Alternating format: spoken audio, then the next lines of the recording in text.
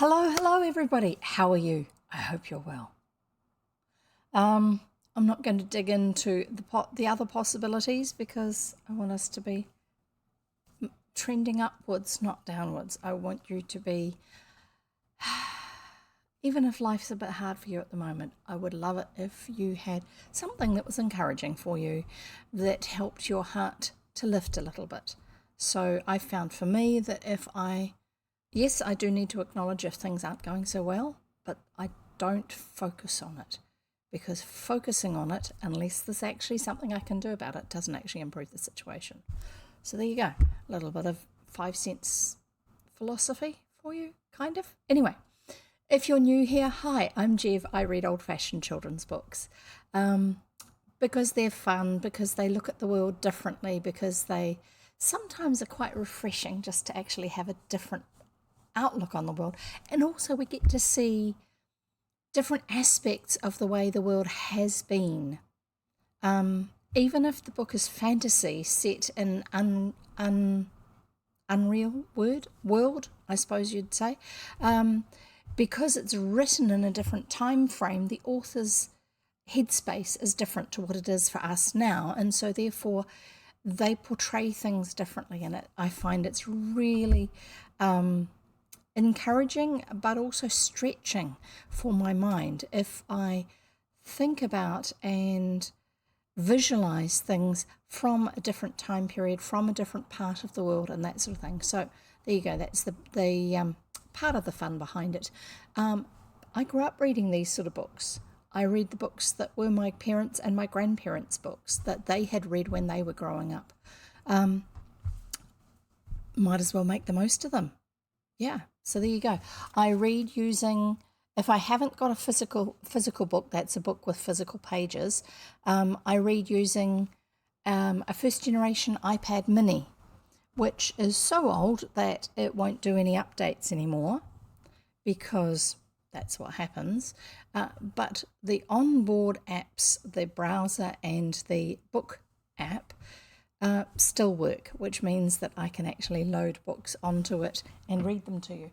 When I say books without pages, I'm meaning books that are not like this one, where you have pages that you can turn and touch and feel. Some old books you can actually feel with the printers on the page because of the pressure that was used by the printing press when they were actually putting the ink on the page. And also you can smell them. Old books smell different to new books, partly because it's the actual cellulose of the wood that's used to make the pages for the paper can start to break down. Partly it's just that's the way things go. Things smell differently. So, what else? We're currently reading The Phoenix and the Carpet by Edith Nesbit.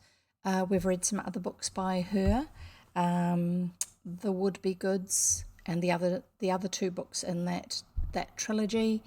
The Railway Children, that's a famous one. Mainly famous these days because there have been TV series and movies made of it.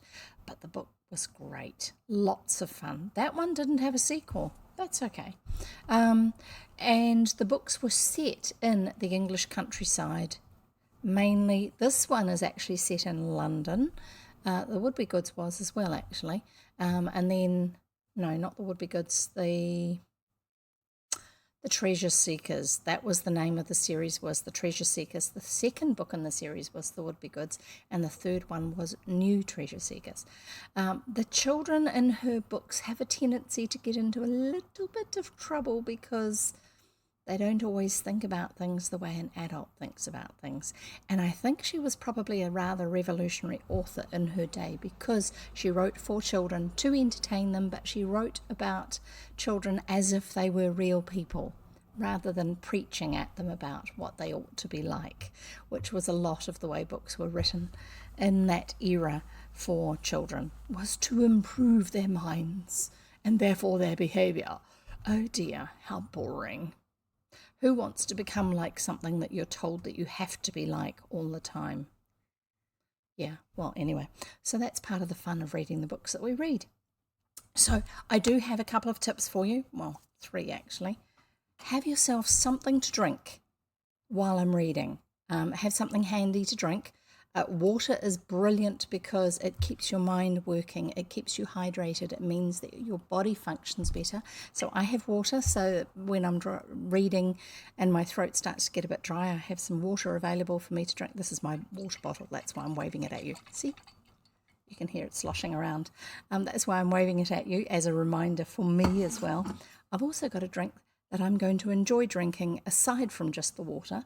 And today's drink is a variation on a soft drink that we have here in New Zealand. Soft drink being also known as fizzy drink or soda or pop or whatever you want to call it. This drink is a New Zealand drink and it's called Lemon and Pyroar. Pyroar is a place and they discovered mineral water there, and so therefore there was a drink concocted locally called Lemon and Pyroar water, and it became very popular in New Zealand and we still have it. I don't think it's made in Pyroar anymore, or even with Pyroar water, spring water. It's now just called L&P. L for lemon and P for Pyroar. So this variation today is not a child-friendly one. This variation has a splash of tonic because L&P can be a bit sweet and the tonic helps to modify that. It also has a wee splash of something a little harder, which is clear. Gin? A very nice one actually that's made reasonably locally on one of the islands near where I live. Near being about 50 miles away, I think, by boat. Anyway, so it's very nice, very refreshing because our weather is very hot here. If you're in New Zealand, if you have access to those sort of things, then try it. It's actually quite pleasant. L&P, a little bit of island gin, just a splash and a splash of tonic water. Doesn't have to be fancy tonic, but very nice. And it also stops it being too sweet. So water or something to drink. Something to eat. These are the 3 tips. So today we have a snack log. A snack log is a rather small and chunky but very nutritionally dense type of muesli bar. Except when I posted my Instagram post, it had me wondering, what is the difference between muesli and granola? Although technically this probably isn't really muesli because I don't think it has rolled oats in. I shall check the ingredients just a moment. I'm just going to dive under the desk to find the box. Here we go. Tasty brand snack logs, and the flavour for this is white chocolate and raspberry. And so it has the bottom half of the bar has white chocolate on it, and mixed into the fruit, mixed into the actual bar are dried raspberries. Oh, it does have oats, rolled oats, as well as oat bran.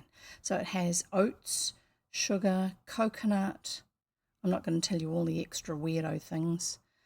Seeds. The seeds are sunflower seeds and sesame seeds. It also has raspberry pieces and some fruit concentrate from fruit puree, such as elderberry juice, as well as elderberry juice. So it's got plum, pear, and apple puree in there. So it's adding to the fruitness of it.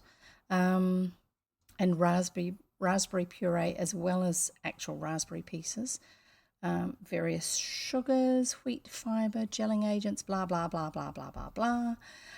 Delicious oven-baked bars packed with wholesome ingredients. Ignore the sugars.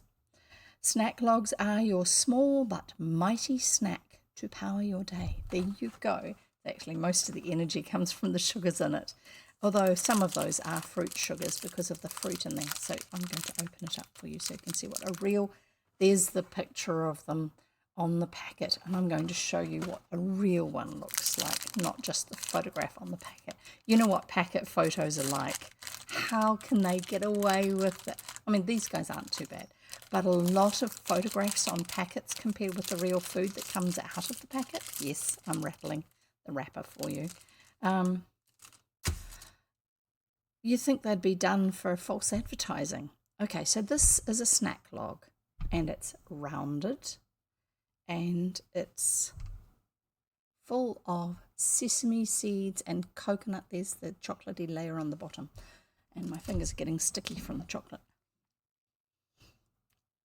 When I first saw them, when I was growing up, I thought, I know what they've done. They've found someone's mother's or grandmother's old gem irons.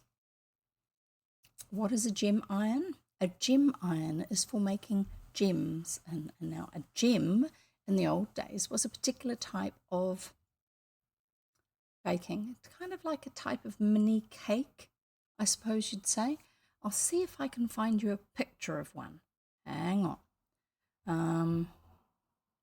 I need to, yes, I'm just going to do this. No, I'm going to do this on this one. So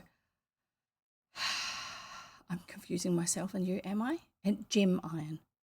And they're made out of cast metal, and they're that half round shape. And hang on, gem. I'll see if I can get a picture to show you, because I remember when I first saw these bars being absolutely certain that that's what somebody had used to make the bars with, because by the time they were making these bars, people didn't make gems. Let's find one that looks like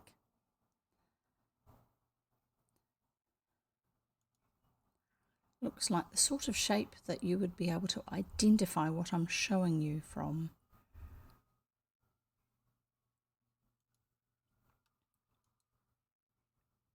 Save image, and then I'll be able to post it for you and show you like I do with the illustrations. And we're waiting for the browser to turn up and do its thing. And now I have to find the right picture folder. Oh dear.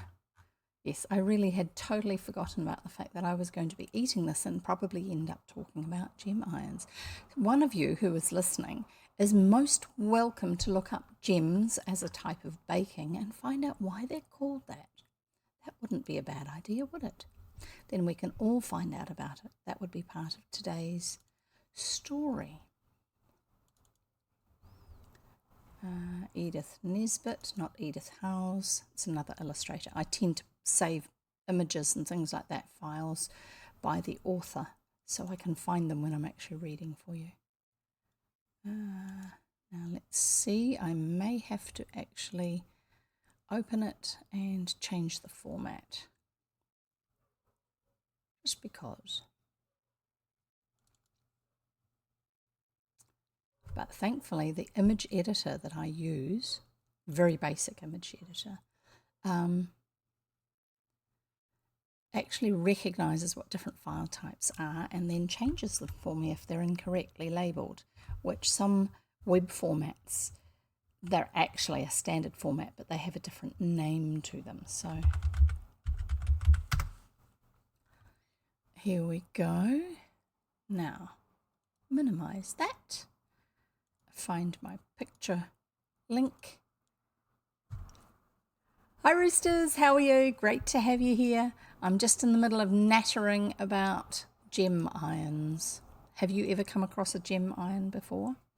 Have you come across gems? One of the types of baking that used a gem iron were ginger gems.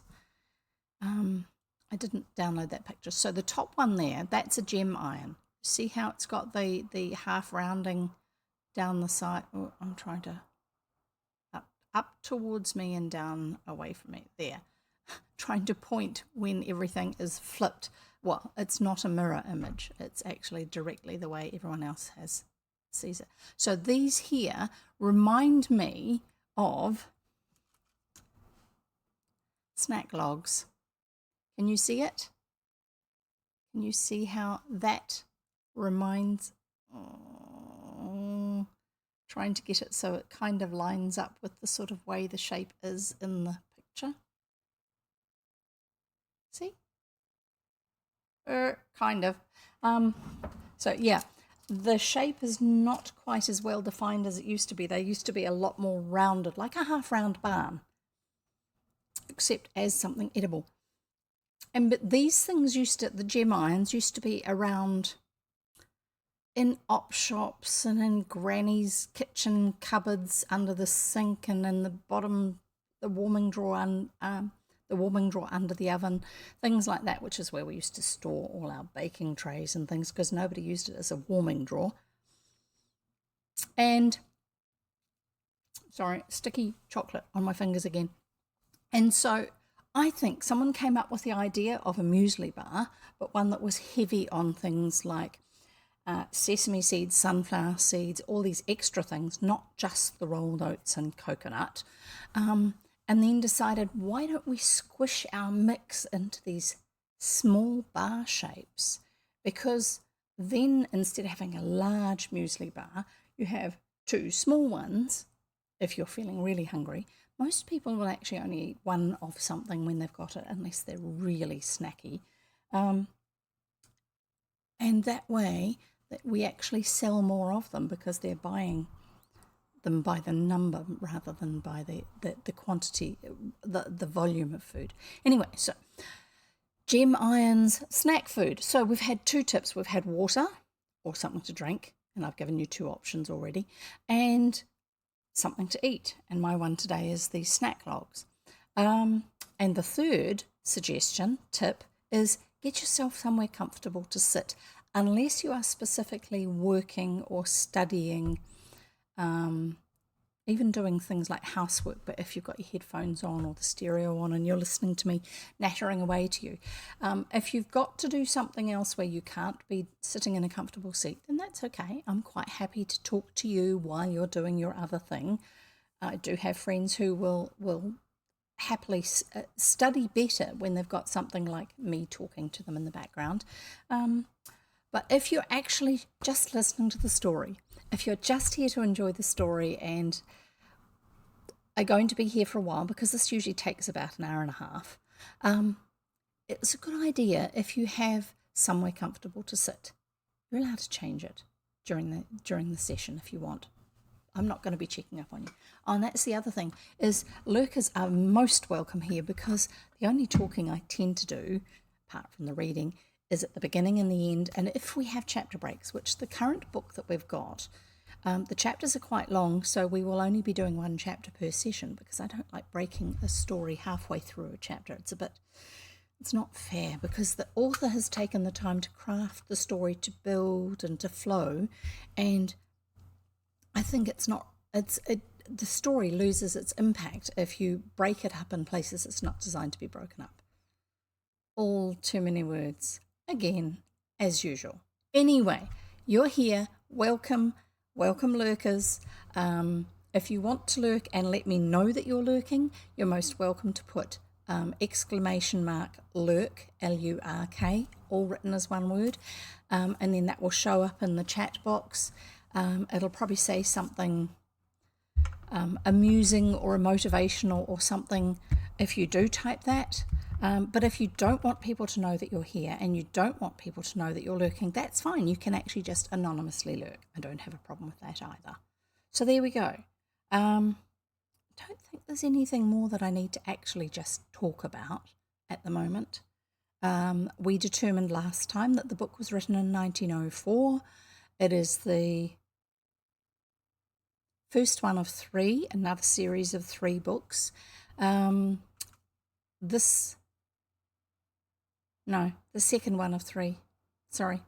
The first one of 3 of this 3 was 5 Children and It, and the It of the title was the Samiad, or Sand Fairy. Rather odd-looking creature. If you go to our Discord server, I think I've got pictures up of it there from the illustrator. This is the second one, which is the Phoenix and the Carpet. In the story, there is a sentient phoenix and there is a carpet, which doesn't speak but seems to know what it's doing. And then the third book in the series is called The Amulet, and we will read that at some stage, but we won't be reading it immediately after we've finished this book, just because the books tend to stay fresher if you don't binge read them. You can binge read one book, but But it gets a little bit, do we have to, are these kids going to be stupid again and all that sort of stuff if you just keep having more and more of the same thing? It's better if we swap to another book by another author and then come back and have the third book in the series. So that's what we will be doing. So where we're up to now is chapter 6 of The Phoenix and the Carpet, and I shall start reading. I hope you're comfortable. And if you're not, get comfortable. I can't hear you anyway, so that's okay. As long as you can still hear the words, if that's what you're here for, then that's good. Right, unlocking. The Phoenix and the Carpet by E. Nesbit, Chapter 6, Doing Good.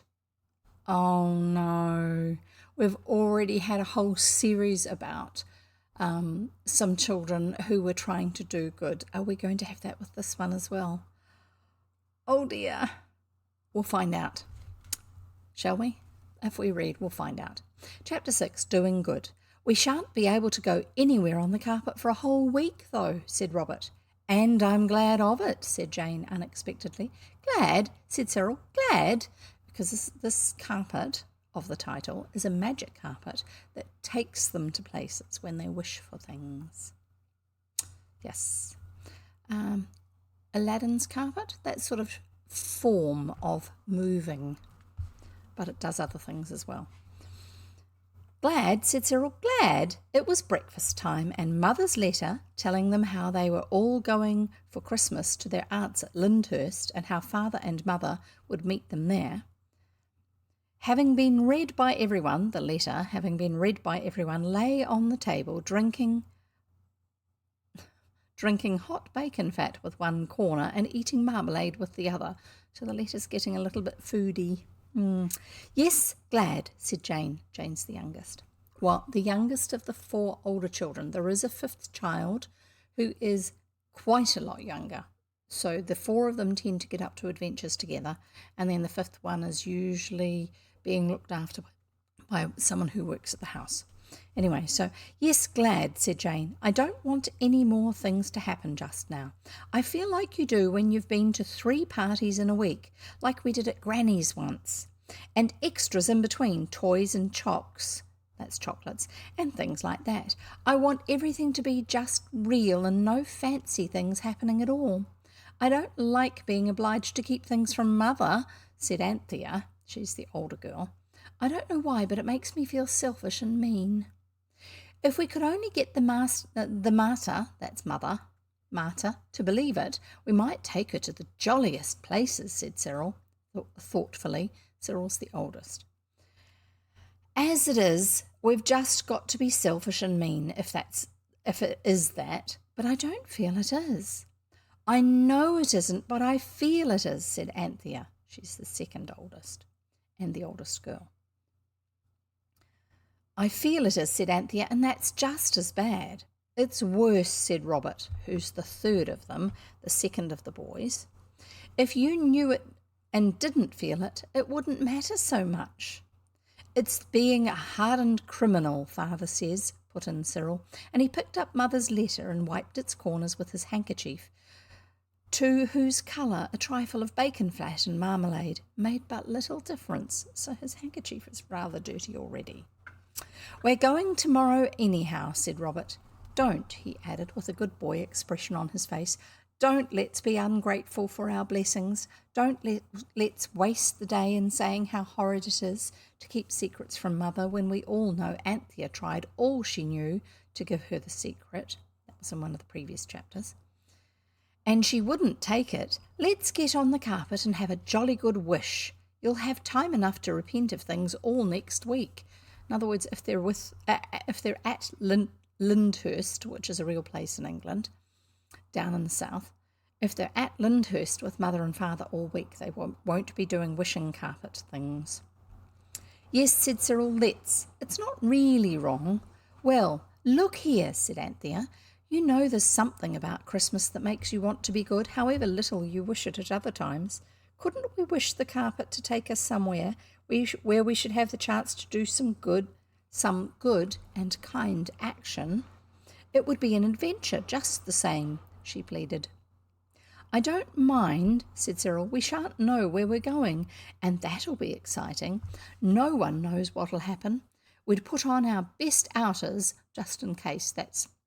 Their outers are their outer layers of clothing. So this is the Edwardian era, so that means that, sorry, I'm just trying to get the picture ready for the next one. It's the Edwardian era, so that means that the girls had long hair that was all wavy, and they had big floofy hats and all sorts of things like that. And so, yeah, that meant also that you wore special clothing when you went outside. Jackets and boots and probably gloves and scarves, which they would have called a muffler, and all that sort of thing. Anyway, so I'm sure that they're going to give us a little bit of a description. Often the author of a book from an older era won't necessarily describe that sort of thing, because they're writing to people within their own era who will understand the same things as what they're writing about. I have a tendency to try and explain a little bit of that sort of thing for you as a listener, because I'm very aware of the fact that most of us these days don't understand what these things are, which is why I also sometimes explain some of the words, because there are words that I'm familiar with, I'm reasonably comfortable with what they mean, I can give you the general feeling of what they mean, but they are not commonly used in this day and age, and I don't want you missing out on what the story's about just because it's got some weird words in it. So why not? Anyway, we'll carry on with reading. We'd best put on our outers in case. We might rescue a traveller buried in the snow like St. Bernard dogs, with barrels round our necks, said Jane, beginning to be interested.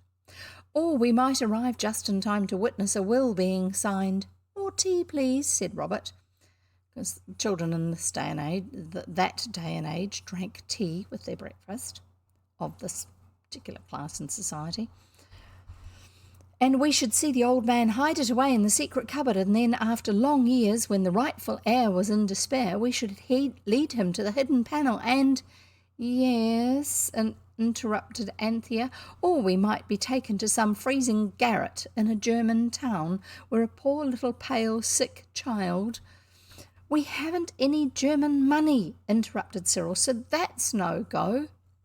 So they're all coming up with ideas that they relate to, obviously, possibly from stories that they've read. A garret is like an attic that was lived in, and if you've read anything like The Little Princess, you will understand the use of an attic space as a living space for servants, those who are possibly connected to the household that they're living in, who have no money and aren't able to contribute, that sort of thing. It was a way of putting people somewhere where you were seen to be helping them but weren't really.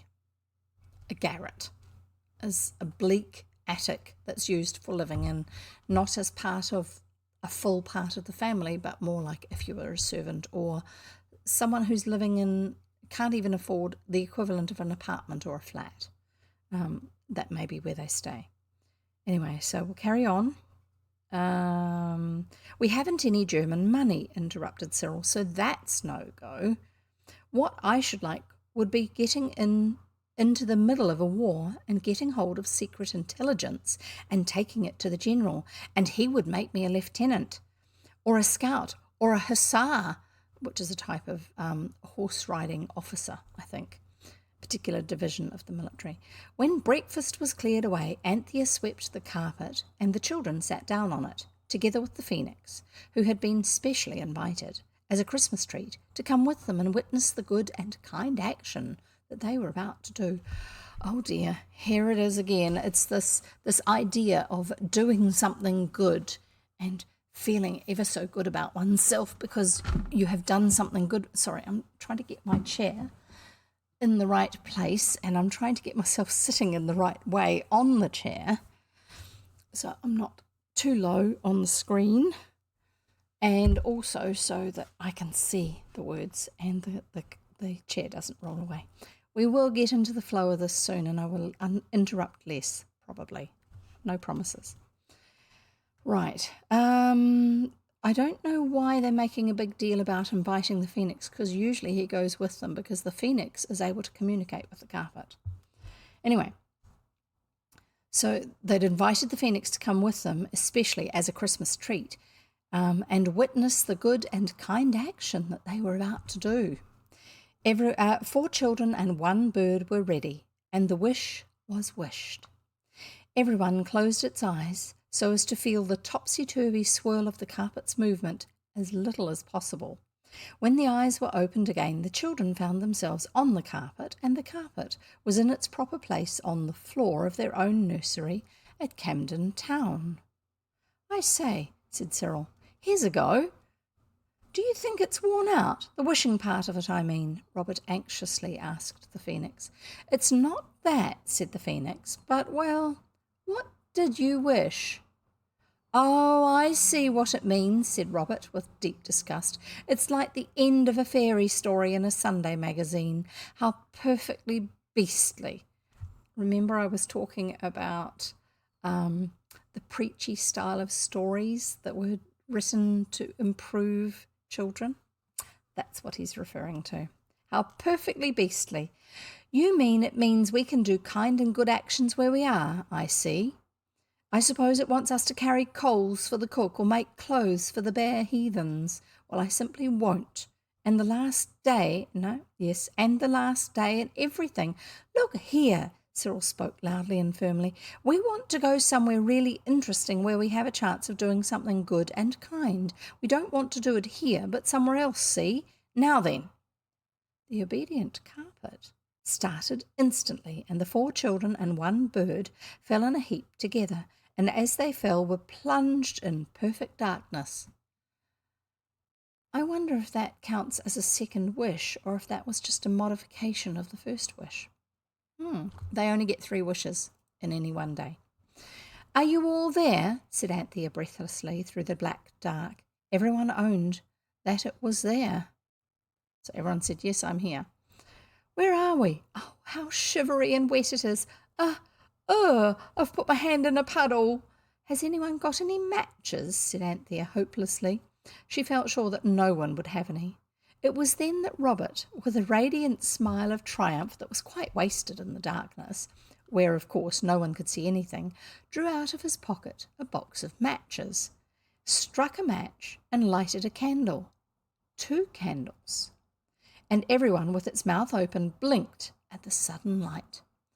So Robert had candles and matches in his pocket. "Well done, Bobs," said his sisters, and even Cyril's natural brotherly feelings could not check his admiration of Robert's foresight. I have always carried them about ever since the Lone Tower day," said Robert, with modest pride. "I knew we should want them some day. I kept the secret well, didn't I?" "Oh, yes," said Cyril with fine scorn. "I found them the Sunday after, when I was feeling in your Norfolks for the knife you borrowed off me." Norfolks, I think, are the style of trousers. "But I thought you'd only sneaked them for Chinese lanterns or to read in bed by." "Bobs," said Anthea suddenly, "do you know where we are? This is the underground passage, and look there, there's the money, and the money bags, and everything." So they're back in the same place, the place which is why he has the candles. By this time the 10 eyes had got used to the light of the candles, and no one could help seeing that Anthea spoke the truth. So 8 for the children and 2 for the phoenix. "It seems an odd place to do good and kind acts in, though," said Jane. "There's no one to do them to." "Don't you be too sure," said Cyril.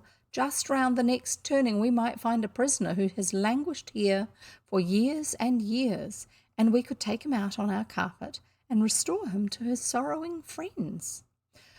"Of course we could," said Robert, standing up and holding the candle above his head to see further off. "But we might find the bones of a poor prisoner and take them to his friends to be buried properly. There's always a kind action in books, though I could never see why bones matter." "I wish you wouldn't," said Jane. "I know exactly where we shall find the bones too," Robert went on. "You see that dark arch just along the passage? Well, just inside there."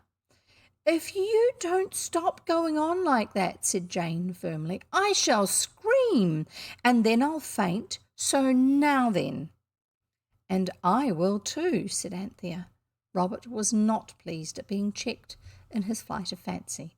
"You girls will never be great writers," he said bitterly. "They just love to think of things in dungeons and chains and knobbly bare human bones," and Jane had opened her mouth to scream. But before she could decide how you began when you wanted to faint, the golden voice of the phoenix spoke through the gloom. "Peace," it said. "There are no bones here except the small but useful sets that you have inside you." Yes, they are useful. Otherwise, we'd be a bit of a blob on the floor, wouldn't we? "And you did not invite me to come out with you to hear you talk about bones, but to see you do some good and kind action." "We can't do it here," said Robert sulkily. "No," rejoined the bird. "The only thing we can do here, it seems, is to try to frighten our little sisters." "He didn't really, and I'm not so very little," said Jane, rather ungratefully. Robert was silent. It was Cyril who suggested that perhaps they had better take the money and go. "That wouldn't be a kind act except to ourselves, and it wouldn't be good, whatever way you look at it," said Anthea, "to take money that's not ours." "We might take it and spend it all on benefits to the poor and the aged," said Cyril. This is reminding me of the treasure seekers, the sort of things that they got up to. Conscience pudding, anyone? If you haven't listened to it yet, go to my playlist over on YouTube. I'll give you the YouTube link, but not the actual playlist link, sorry, because I can't remember what the specific one is for it. Open that in the background of your browser or something like that. You don't need to go away from listening at the moment, but if you want to read this other series of books about children who in some ways are a little bit similar, the Bastable children, the series I've referred to them as the Bastable series, books 1, 2 and 3, and then I've got the title of the book. So the first one in the series is called The Treasure Seekers. If you follow that link to my YouTube channel and then go to the tab that says playlists and look down through there, you'll find The Treasure Seekers. Anyway, we shall carry on reading. I'm just reminded of the sort of things they got up to, especially the conscience pudding. I can't remember if that's in the Treasure Seekers or if that one's in New Treasure Seekers, which is the third book in the series. They did similar things in some ways. "We might take it and spend it all on benefits to the poor and the aged," said Cyril. "That wouldn't make it right to steal," said Anthea stoutly. "I don't know," said Cyril. They were all standing up now. "Stealing is taking things that belong to someone else. And there's no one else. It can't be stealing if—" "That's right," said Robert with ironical approval. "Stand here all day arguing while the candles burn out. You'll like it awfully when it's all dark again. And bony." He really can't let things go, can he? "Let's get out then," said Anthea. "We can argue as we go." So they rolled up the carpet and went. But when they had crept along to the place where the passage led into the topless tower, they found the way blocked by a great stone, which they could not move. "The carpet has brought them to this specific place. I don't think the carpet brought them to the topless tower. I think the carpet brought them to the tunnel inside the topless tower for a reason. Do you think they'll figure it out? I haven't yet. I have no idea what happens next.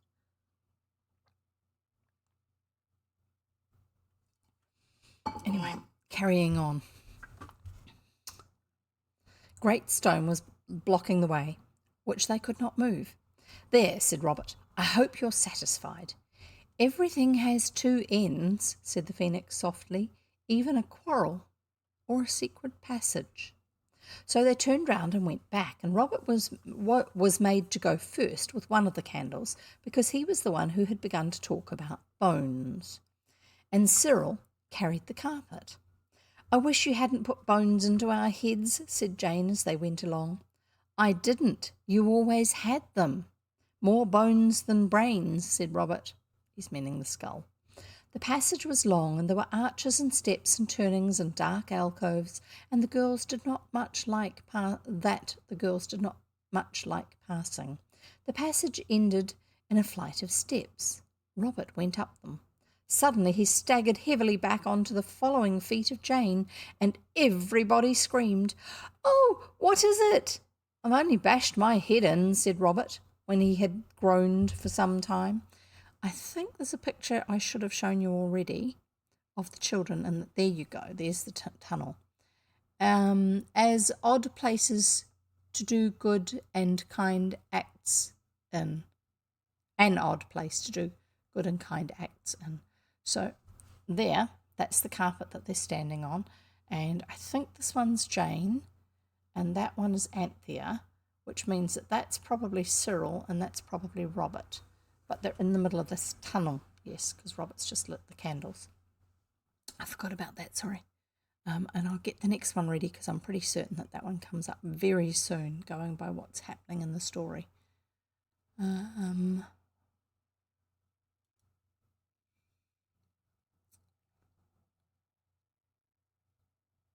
Sorry, I really shouldn't chew my lip like that, should I?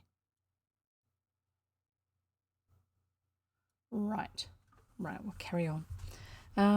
Suddenly he staggered heavily back onto the following feet of Jane, and everybody screamed. Sorry. I had it a minute ago because I just read it to you. "Oh, what is it?" That's what they were screaming.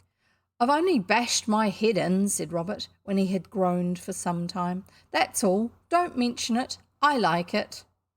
The stairs just go right slap into the ceiling, and there's a stone ceiling. And it's a stone ceiling. You can't do good and kind actions underneath a paving stone." "Stairs aren't made to lead just to paving stones as a general rule," said the Phoenix. "Put your shoulder to the wheel."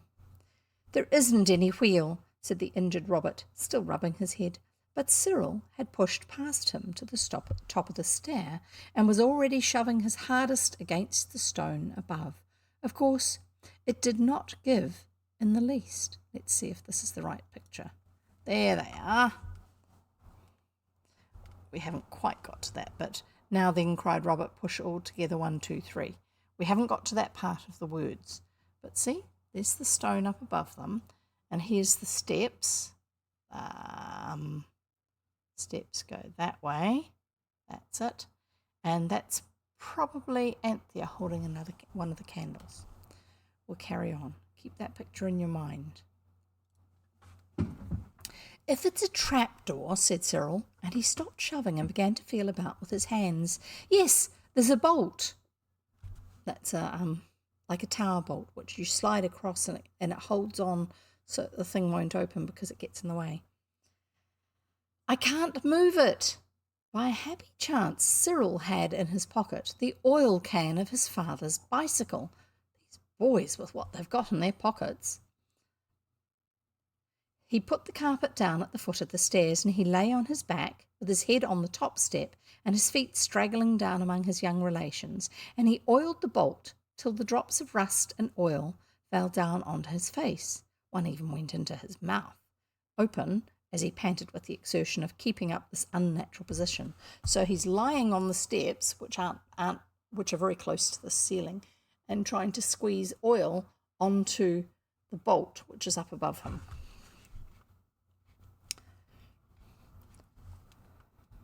Then he tried again, but still the bolt would not move. So now he tied his handkerchief, the one with the bacon fat and marmalade on it, to the bolt, and Robert's handkerchief to that, in a reef knot, which cannot come undone however much you pull, and indeed gets tighter and tighter the more you pull it. This must not be confused with a granny knot, which comes undone if you look at it. They look like they're done the same way, but they're actually they're variations on the same knot. And then he and Robert pulled, and the girls put their arms around their brothers and pulled too, and suddenly the bolt gave way with a rusty scrunch, and they all rolled together to the bottom of the stairs, all but the Phoenix, which had taken to its wings when the pulling began. Nobody was hurt much, because the rolled-up carpet broke their fall, and now indeed the shoulders of the boys were used to some purpose, for the stone allowed them to heave it up. They felt it give. Dust fell freely on them. "Now then," cried Robert, forgetting his head and his temper, "push all together. 1, 2, 3." The stone was heaved up. It swung up on a creaking, unwilling hinge and showed a growing oblong of dazzling daylight, and it fell back with a bang against something that kept it upright. Everyone climbed out, but there was not room for everyone to stand comfortably in the little paved house where they found themselves. So when the phoenix had fluttered up from the darkness, they let the stone down, and it closed like a trapdoor, as indeed it was. You can have no idea how dusty and dirty the children were. Fortunately, there was no one to see them but each other. The place they were in was a little shrine built on the side of the road that went winding up through yellow-green fields to the topless tower. Below them were fields and orchards, all bare boughs and brown furrows, bare boughs on the trees and brown furrows in the fields, and little houses and gardens. The shrine was a kind of tiny chapel with no front wall, just a place for people to stop and rest in and wish to be good. So the phoenix told them. There was an image that had once been brightly coloured, but the rain and snow had beaten in through the open front of the shrine, and the poor image was dull and weather-stained. Under it was written, Saint Jean de Luz, Saint John of the Light. Priez pour nous, it said. It was a sad little place, very neglected and lonely, and yet it was nice, Anthea thought, that poor travellers should come to this little rest house in a hurry and in the hurry and worry of their journeyings, and be quiet for a few minutes and think about being good. The thought of Saint Jean de Luz, who had no doubt in his time been very good and kind, made Anthea want more than ever to do something kind and good.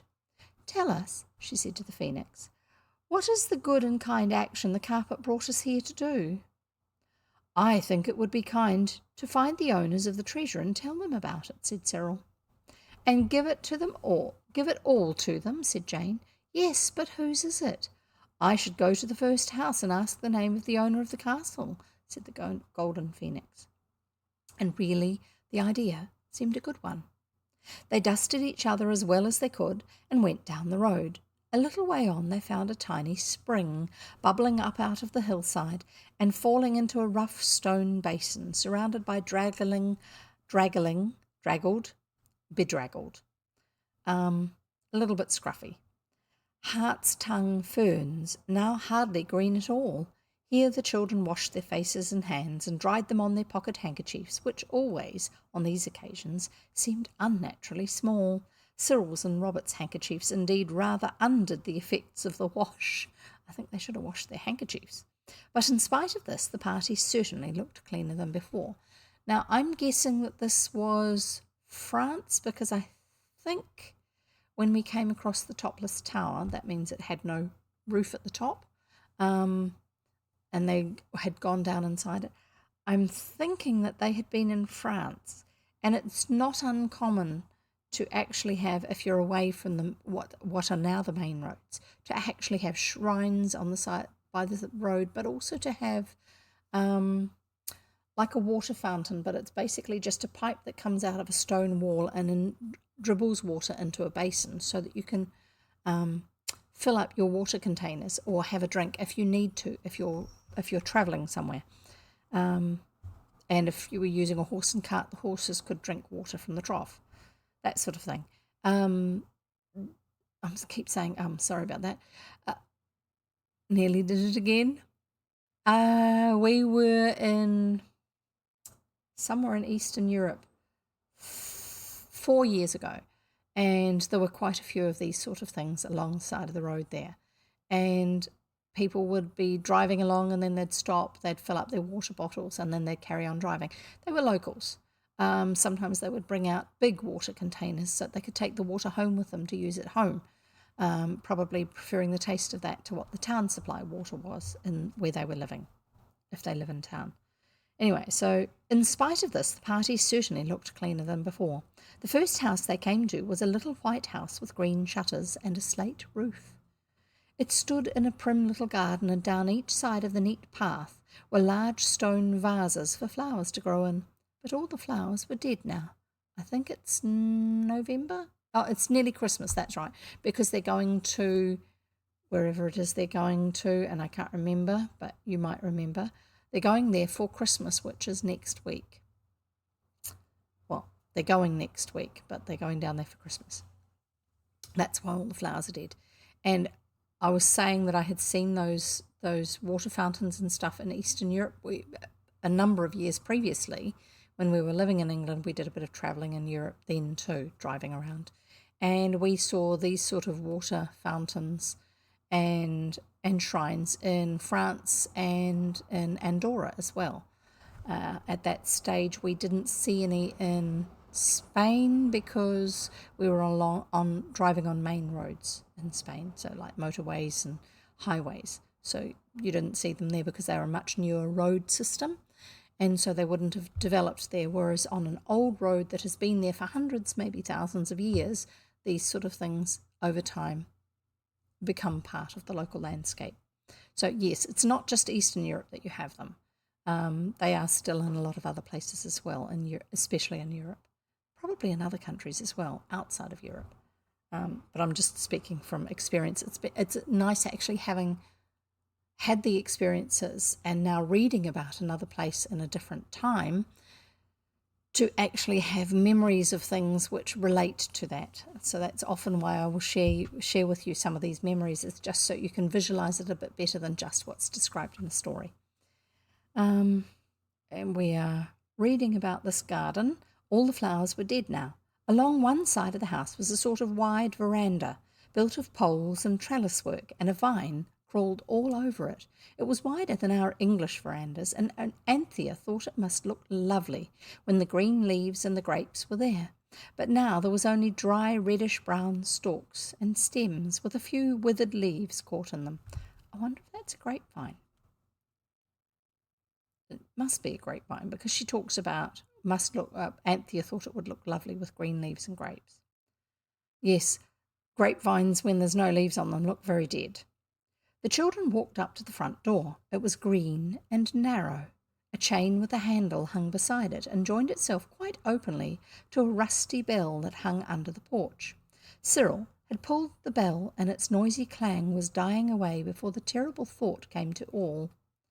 Cyril spoke it. "My hat," he breathed. "We don't know any French." That's right, they're in the French countryside. At this moment, the door opened. A very tall, lean lady with pale ringlets like whitey brown paper or oak shavings stood before them. She had an ugly grey dress and a black silk apron. Her eyes were very small and grey and not pretty, and the rims were red as though she had been crying. She addressed the party in something that sounded like a foreign language and ended with something which they were sure was a question. Of course, no one could answer it. "What does she say?" Robert asked, looking down into the hollow of his jacket where the phoenix was nestling. But before the phoenix could answer, the whitey-brown lady's face was lighted up by the most charming smile. "You are from England," she cried. "I love so much the England. Mais entrez donc tout." I think she's just invited them into the house. And no, I don't speak French, so I have no idea if I actually read what it was that was written there. "Enter then, enter all. One essuies his feet on the carpet." She pointed to the mat. "Please wipe your feet." We only wanted to ask. "I shall say you all that wish what you wish," said the lady.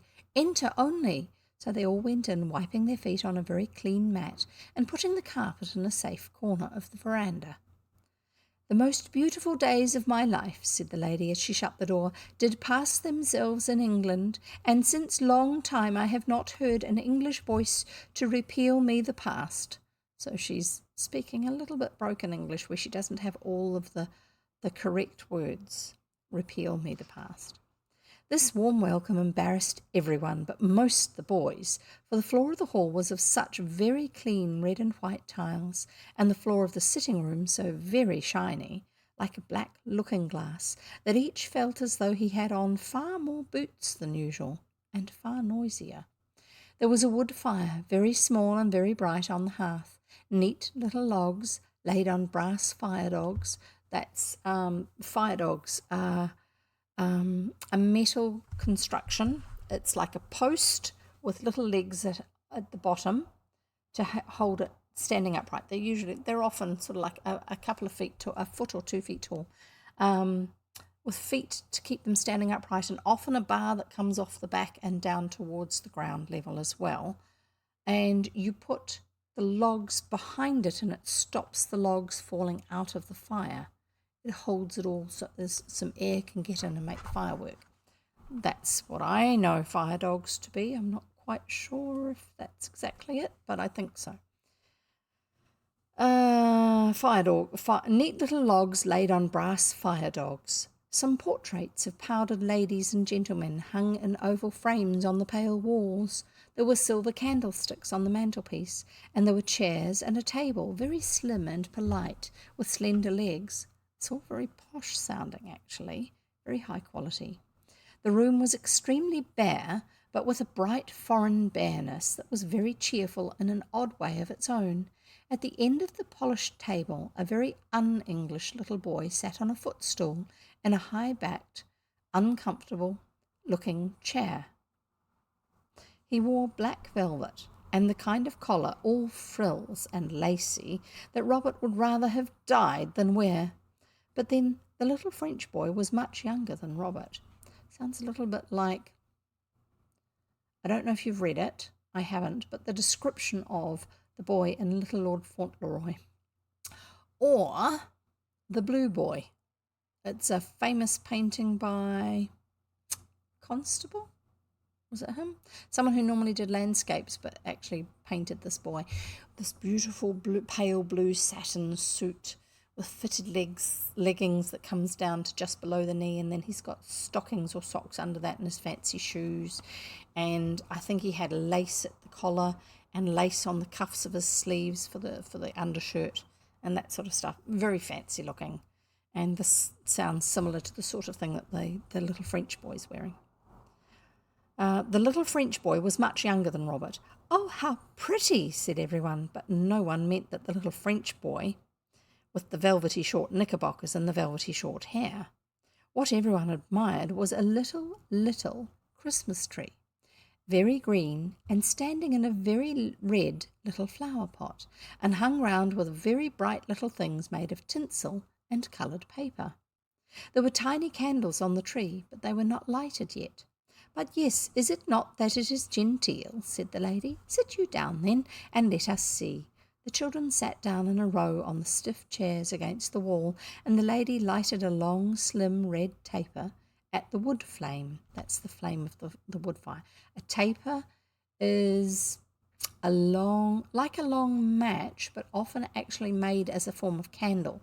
They're quite thin, like birthday candles, but very long, because you could reach into a fireplace to catch the flame, which is why it was done as a candle. It was easy for it to light.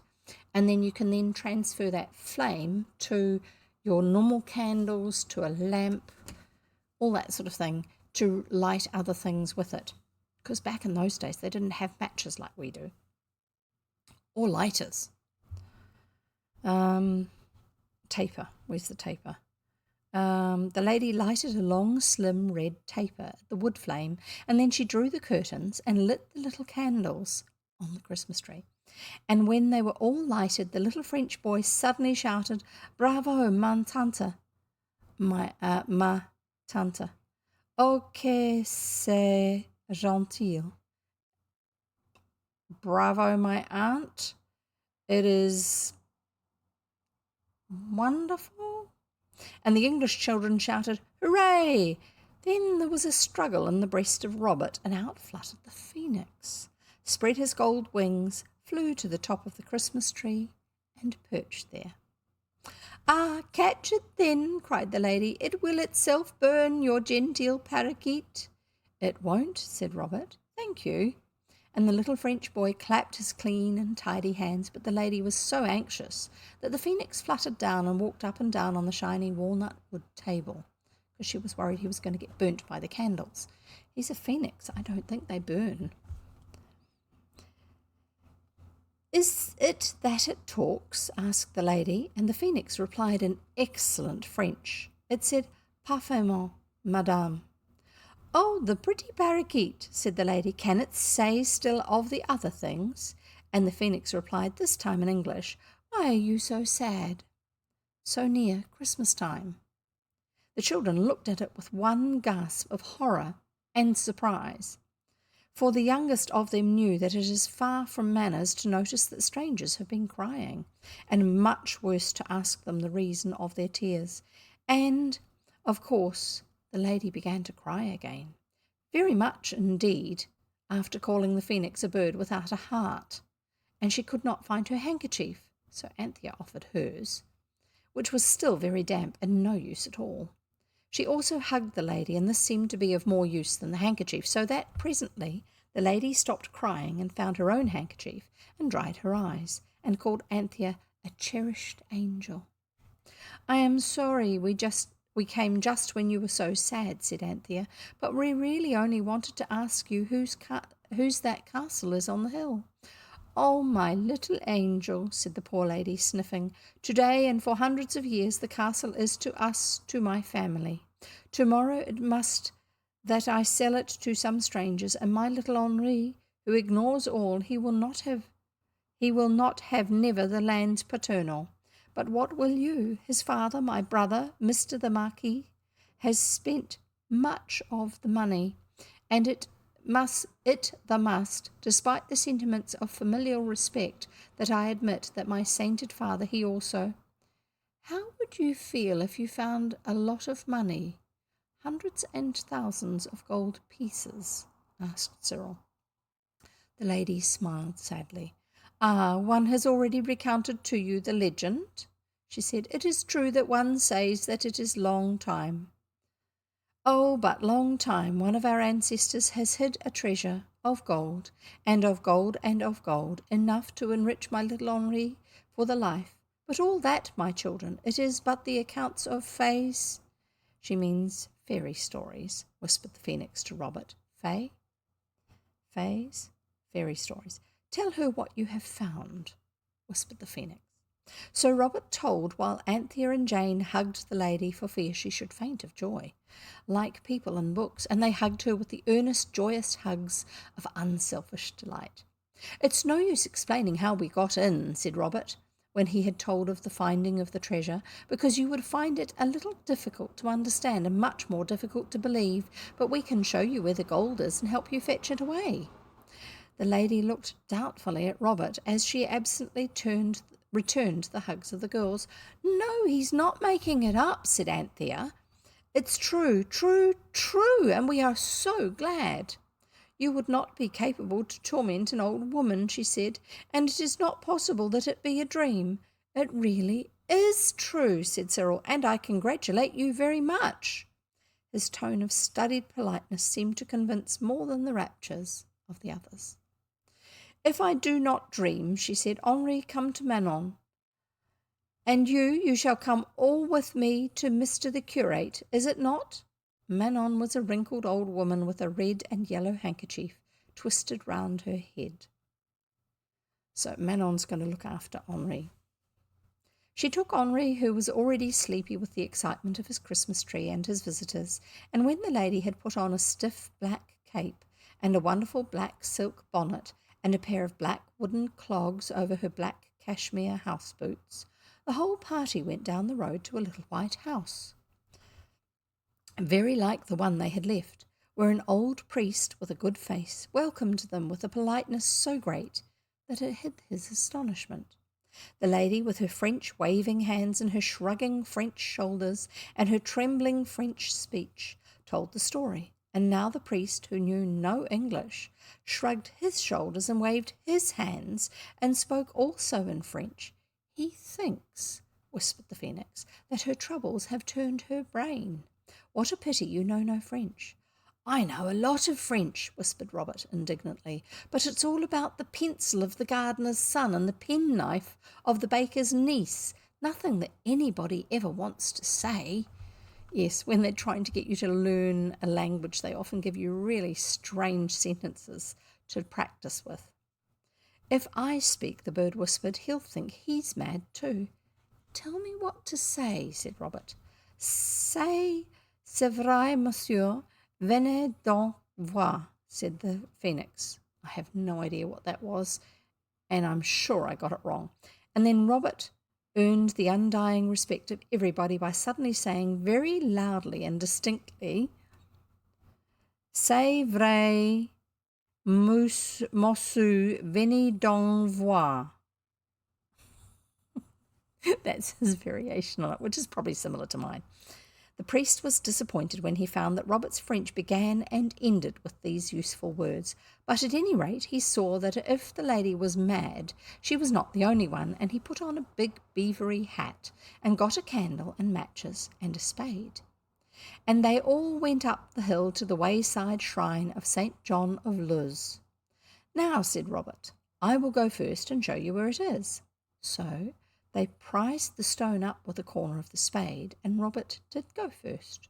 And they all followed and found the golden treasure exactly as they had left it, and everyone was flushed with the joy of performing such a wonderfully kind action. Then the lady and the priest clapped hands and wept for joy, as French people do, and knelt down and touched the money and talked very fast, and both together. And the lady embraced all the children 3 times each and called them little garden angels. And then she and the priest shook each other by both hands again, and talked and talked and talked, faster and more Frenchy than you would have believed possible. And the children were struck dumb with joy and pleasure. Get away now, said the phoenix softly, breaking in on the radiant dream. So the children crept away and out through the little shrine, and the lady and the priest were so tearfully, talkatively happy that they never noticed that the guardian angels had gone. The garden angels, that's what she meant, was guardian angels when she called them garden angels. The garden angels ran down the hill to the lady's little house, where they had left the carpet on the veranda, and they spread it out and said, home, and no one saw them disappear, except little Henri, who had flattened his nose into a white button against the window glass, and when he tried to tell his aunt, she thought he had been dreaming. So that was all right. It is much the best thing we've done, said Anthea when they had talked it over at tea time.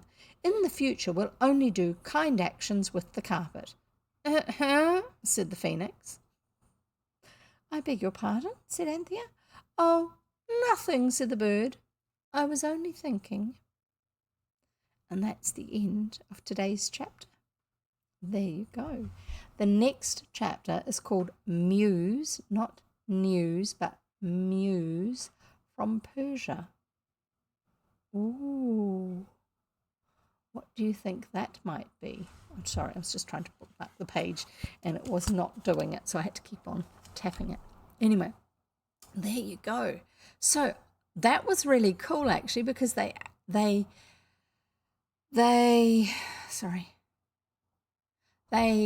revisited something they had already done. I'm just going to have a look at what picture I've got here. Oh yeah, that's that one. And see if there was another picture I was also meant to show you that came after that one. Let's have a look. Ah, yes, this one. Pretty sure this was meant to be shown as well. I'm going to resize it slightly so you can. I will go first. That's a priest. That's a priest. I'm guessing that's the 2 boys in the tunnels where the gold is. Unless there's another story in the book that has a similar sort of a scene. Don't know. Anyway, so there you go. That's the next chapter of the book. And it sounds like an intriguing one to follow that's coming up that we haven't had yet. How fun. Sorry, I'm just checking my monitor, the other monitor on the other computer. I will actually eventually consolidate into one computer with multiple monitors on it so that I don't have to keep on looking quite so far sideways. So it'll be like it used to be, where I have my main monitor and then the other two alongside. I've got a little old one, well, a chunky old one, that I'm currently using on the other computer, which will be my third one, because normally I only have two monitors. But this will be quite good, because then I'll be able to look at all sorts of things at the same time. Sorry, I'm just trying to see where I got to here. I don't think that actually copied what I wanted it to copy. And I shall come back here and paste.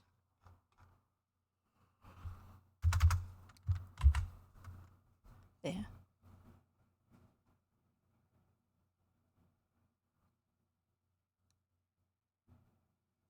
Nope, that doesn't look right.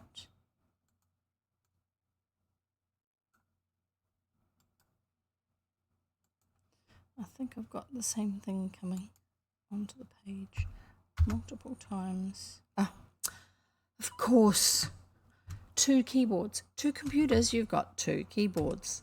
And so when you hit Control V, which is paste on a Windows computer, on the wrong keyboard, it doesn't show up where you want it to.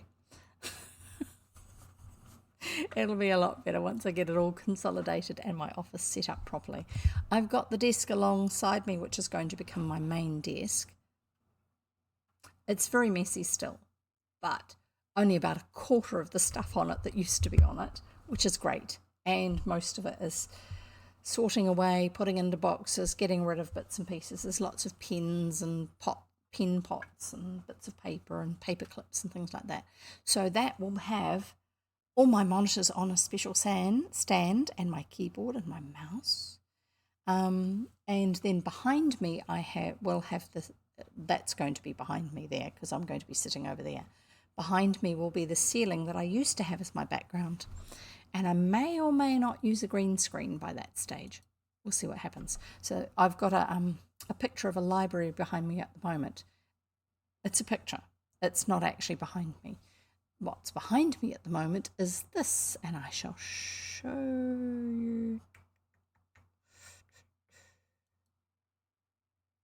If I go like this, you will see what's really behind me.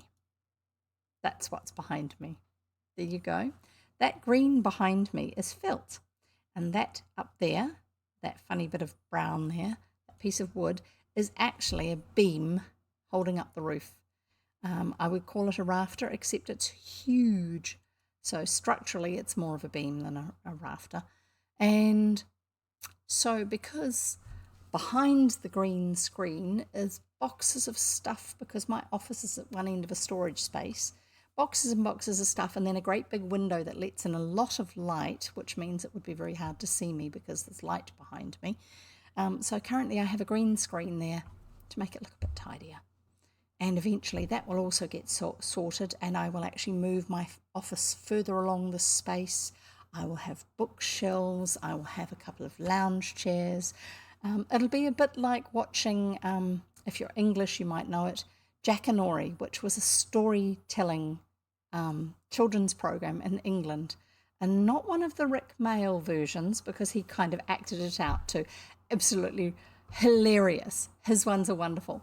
But a lot of the other people who were reading the Jackanory stories would walk into the scene, and it would be a scene that was relevant for the story that they were telling, and they'd sit down in a chair or on the step of a building, and then they would just read the story to you. Although they weren't reading it from a book that they were looking down at, they were actually reading it from a teleprompter, which was in front of the camera, and so therefore they were looking at the camera the whole time.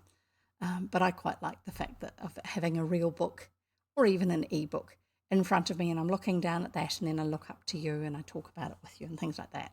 But that's what's going to happen eventually. We're getting there. We are getting closer.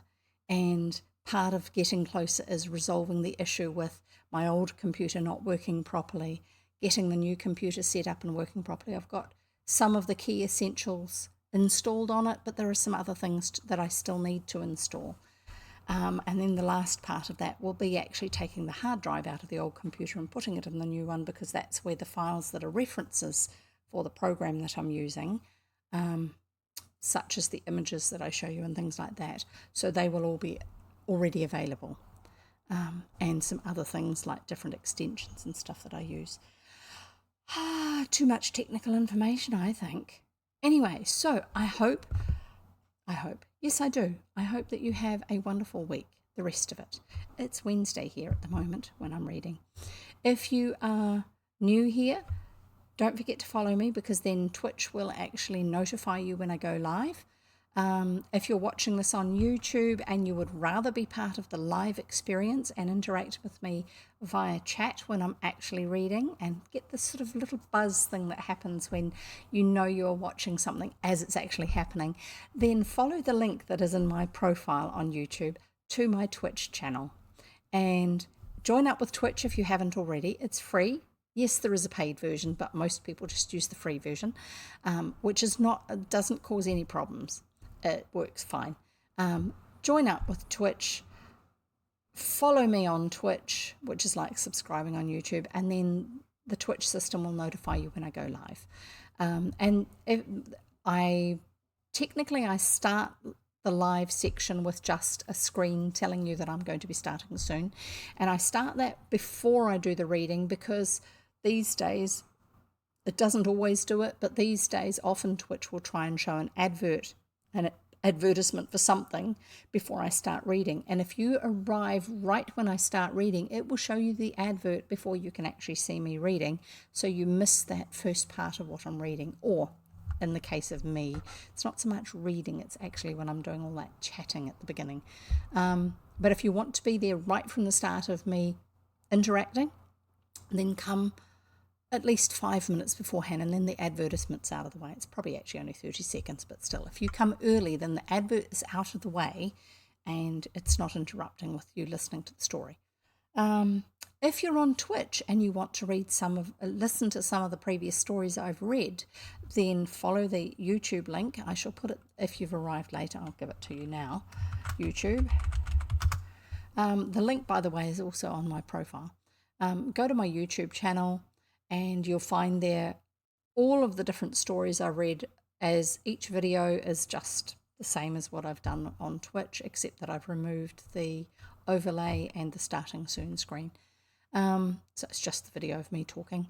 And I've then bundled them into playlists, so you can actually listen to a whole book or get started on a book right from the beginning, instead of coming in part way through, which is what it will. When YouTube notifies you that I've got a new video up, it will just be whatever the latest one is.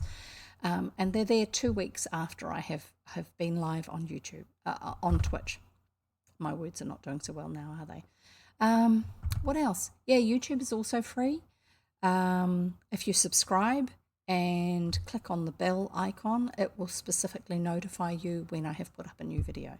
I have had some people say, I would watch more, but I end up being notified when a new video is up, and I follow the link and it's partway through a story and I don't know what to do.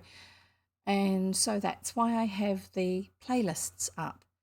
And if you go to the playlist link for the story, it will show you which the first one is, and you can start watching right from the very first one of that book. Yeah, and you can hit the like button too, and you can make comments underneath all the videos, which is why they're not tagged as being specifically for children. It's so that you can leave a comment and say hi, or if you've had some experiences in places that we talk about in the stories, share them with us if they're appropriate. Do keep it family friendly. The idea is that the books that I'm reading are suitable for children to listen to, whether it's with an adult's guidance or not. I'm not too worried about that. I keep the language clean. The only thing for some adults is that some of the concepts that are covered in some of the books are not what we would consider to be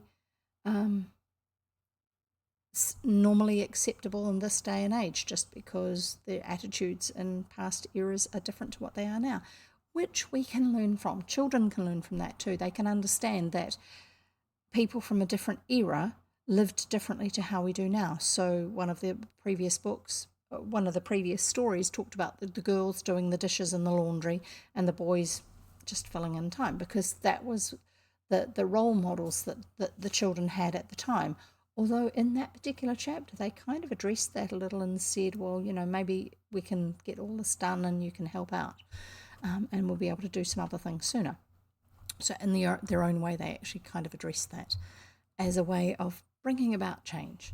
So as long as you can cope with the fact that not everybody has the same worldview as what you personally have now, they should be all okay to read, or to listen to. I think that's about it. My social media links are in my profile, both on YouTube and on Twitch. If you want to follow along anywhere with that, that's great. If you follow me on Instagram, you'll get my picture announcements that I'm going to be going live in an hour or two after I post them, maybe half an hour, just depends. Some of them are amusing. Some of them have the cat in the pictures. He's kind of our mascot in some ways. He doesn't usually turn up in a stream, but I use him for promotional purposes with sharing the photos. And he's quite cute and very fluffy. Lots of character. Has a very definite identity of his own. He's very much himself. He's not just a generic cat. His name's Theodore. So if you like cats, yeah, subscribe to my Instagram. Follow me on Instagram. What else? I think that's about it. If you're big on Twitch, like if it's a big thing for you, you're welcome to subscribe to me, which is a paid thing. I only have one emote at the moment, and that's a subscriber emote. It's not even a follower emote, to be able to use in the chat. I will be doing some more at some stage. I haven't quite got there yet. I've had to do a whole lot more product photos, because the ones that I took last time that I have mentioned previously, half of them were not in focus properly because I'd forgotten about one of the settings on my camera, and I've now fixed that. My camera, my phone, the camera on my phone. I fixed that, so I'm now trying to catch up with the product listings I was meant to do for our home-based business for the website. Anyway, nothing to do with reading. It's just my other life. So, have a great week. I hope you've got something fun to look forward to. Thank you for being here and enjoying the story with me. And I look forward to seeing you next time. And happy reading. Bye.